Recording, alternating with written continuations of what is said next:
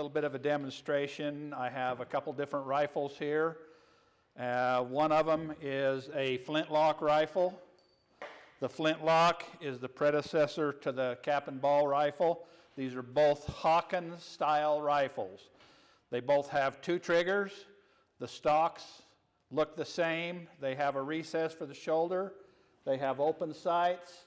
They both have a ramrod, and I'll show how the loading is done. This flintlock, the flint sits here.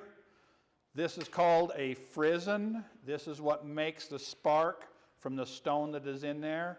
The pan is right here. The powder is loaded down the barrel, a patch and a ball, or a maxi bullet or a buffalo bullet or whatever type of bullet they want to use in it. Then you have to charge the pan with really, really fine powder. So you'd actually need two powder horns instead of one. And I have a powder flask here today is what I'm going to be using. But this is the flintlock.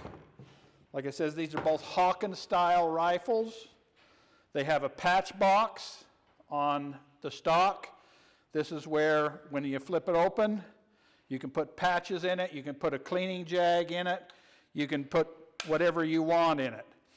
This one has a nipple with a hammer, the two triggers, and the triggers are, there is a regular trigger and a set trigger. So when the gun is ready to shoot, you have a half cock, you come back to full cock. The first trigger, the rear trigger, is your set trigger. The front trigger is a hair trigger. It is very, very light. It causes the hammer to drop really quick. Now, whenever you try a rifle, what you want to do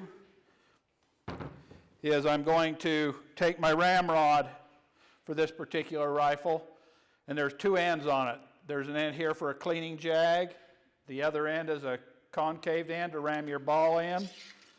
I know my gun is empty because the ramrod goes all the way in. When it's loaded, the ramrod will sit about that far out. So what we do is we use a powder measure to measure the powder, and the powder measures can be a little bit of everything. This is an old style powder measure.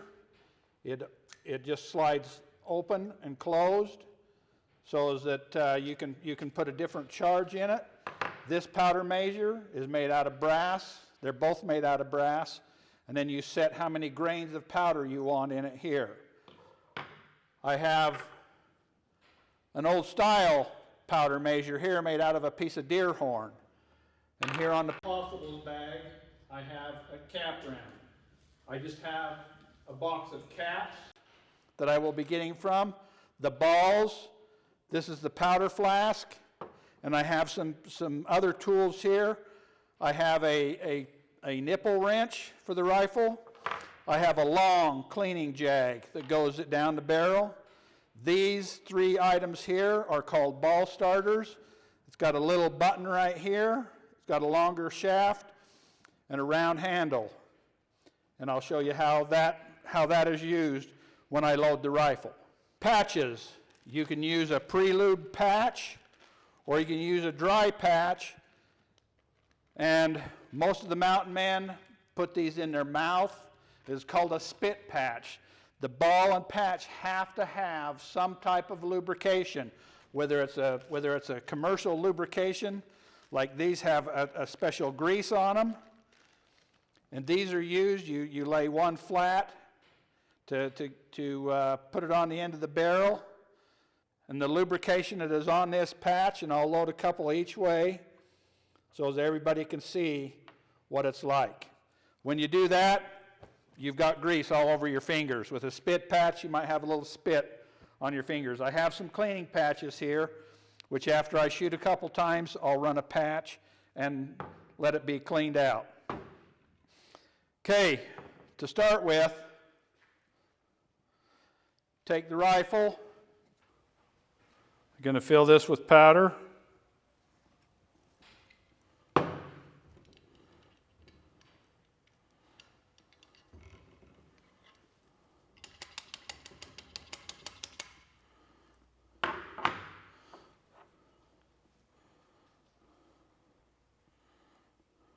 These are homemade 54 caliber balls. A friend of mine made them for me. Again, the ball starter.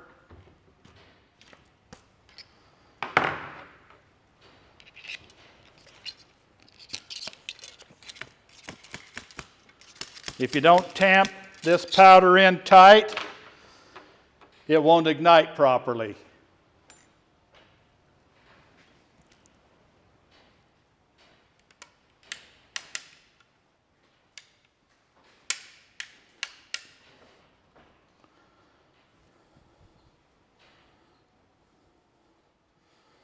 Put the cap on and seat it down.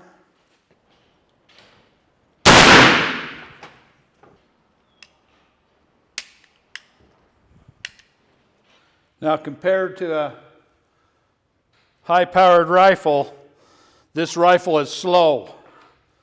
But as soon as I pull that, the hammer hits, that powder goes off, that ball is hitting the berm down there at 100 yards, and it looks like it's smacking it pretty dang hard.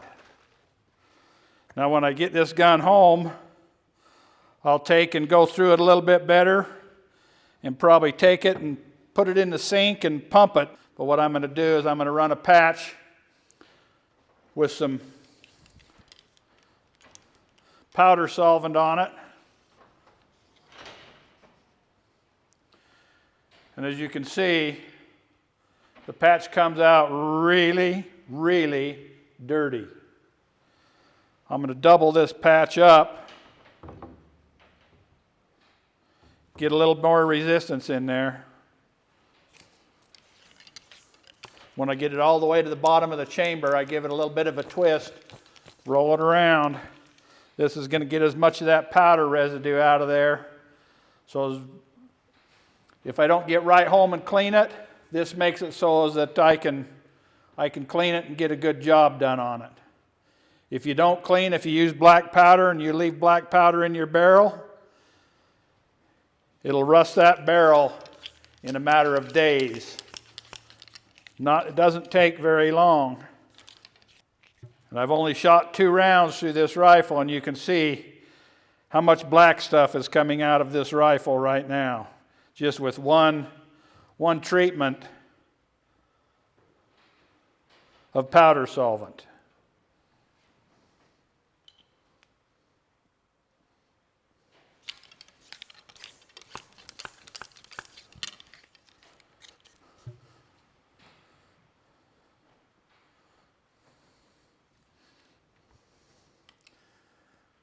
Whenever they're shooting, you always take and make sure that your ramrod is back in your gun. If you don't, you leave the ramrod in the barrel and shoot it, you don't have anything left.